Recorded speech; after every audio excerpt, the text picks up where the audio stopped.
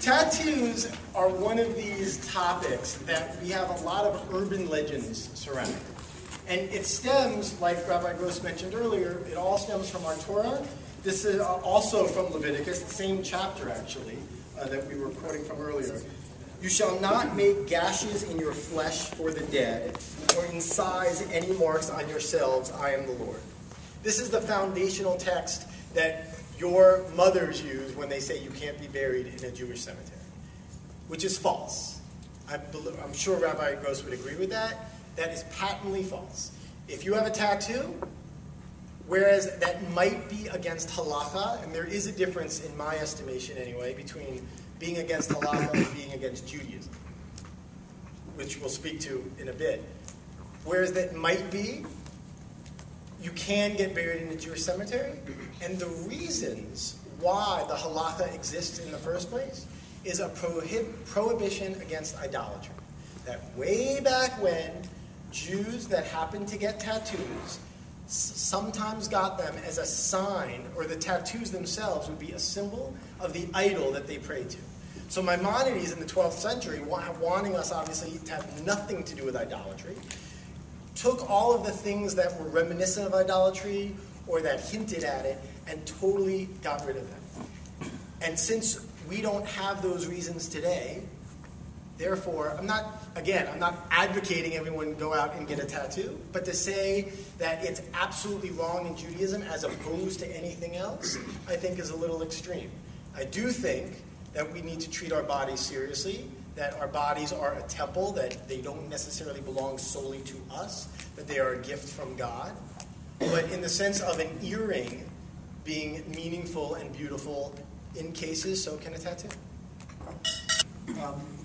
So as you mentioned, it's explicitly mentioned in the Torah, and in fact, the translation, according to many, of Ketobet Ka'aka, which is called Ka'aka, was described very similar to what is a modern-day tattoo, some kind of ink injected under the skin that does not erase. But the truth is there are a number of reasons that are given, and the rabbis caution us often to be careful that when we give a reason for a commandment, that we shouldn't rely solely on that commandment, because on that reason, I should say, because if you think of a logical thing around that reason, there might be another reason that is unaware to you. So one of the reasons mentioned by Rabbi Linder was this idea that it's an ancient idea that the body is actually on loan from God, and just like if you were given anything to borrow, you would treat it respectfully for the day we give it back. So too, our bodies, we have an obligation to eat right, to exercise, and also not to vandalize it in ways that God, apparently, according to the Torah, would not like.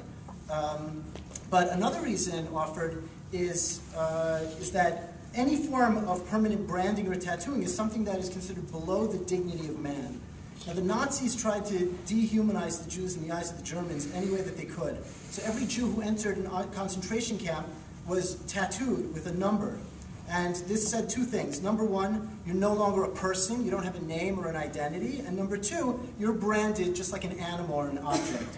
So historically, Jews have found many meanings for different mitzvot, and this meaning is a very old one, actually, but we, the post-Holocaust generation, I think it has special meaning to us, and the absence of tattoos on our body is a lasting statement to the generation of the Holocaust and other Jews in the past who have also been branded and dehumanized similarly, that we will not be branded, and we will maintain our human dignity in a way that the Nazis tried to take from us.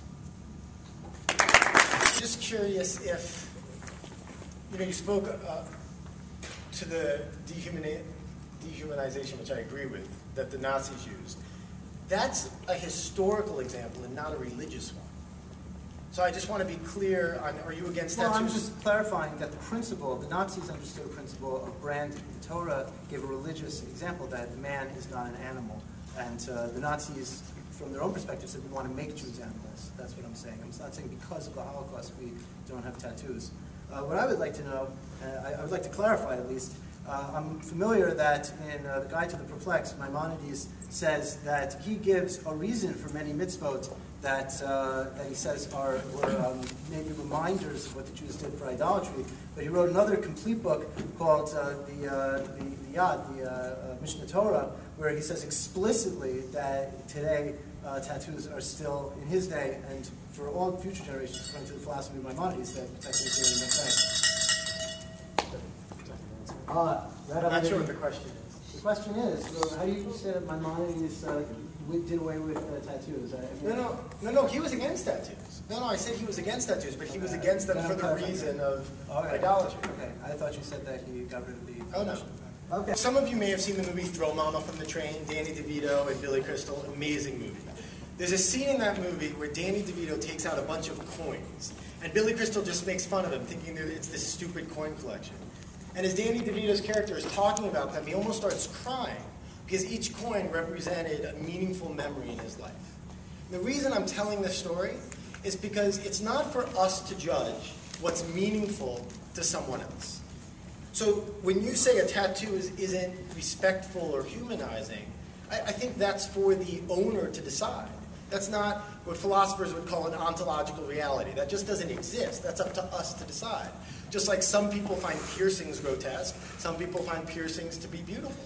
I have friends who have tattoos who would, and we might have different judgments about this, but who would have different views of their spirituality as shown through that tattoo. So that's one comment. Another one is, and this is a larger issue about prohibitions that we have as Jews, but it's always interesting what people point to.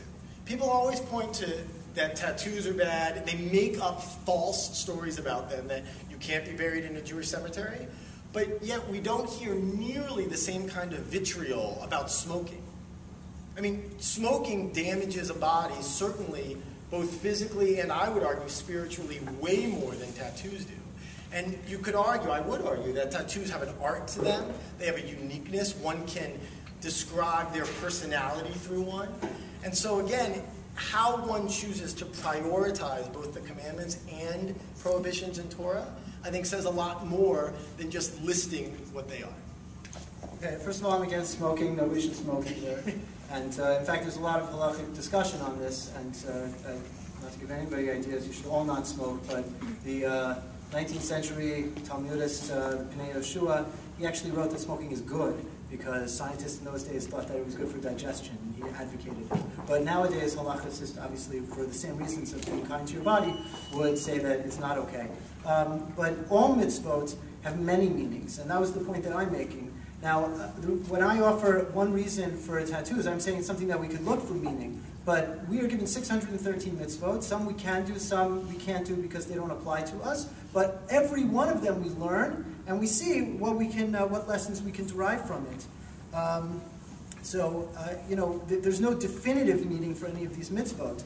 And once again, specifically when it comes to tattoos, right? This is the one thing that I understand logically. I mean, I have shirts in my closet that my wife just left. She wants to throw out because, nobody would be caught dead wearing these shirts. I bought them 2 years ago. They were the height of fashion. And I don't understand this idea that somebody would put something that they don't know before. I think that the urban legend that our parents made up about not being buried in a Jewish cemetery stems from the fact that this is an irrevocable thing. I mean, you can get it removed, but at great expense and with a lot of pain. So, this is just a question of, there's certainly meaning to be found within the commandment, and once there is, why would we subject ourselves to something that we're making such a decision that ultimately is going to cause a lot of pain and money to reverse? So, not for the same reasons, but to sum up, no smoking, no tattoos.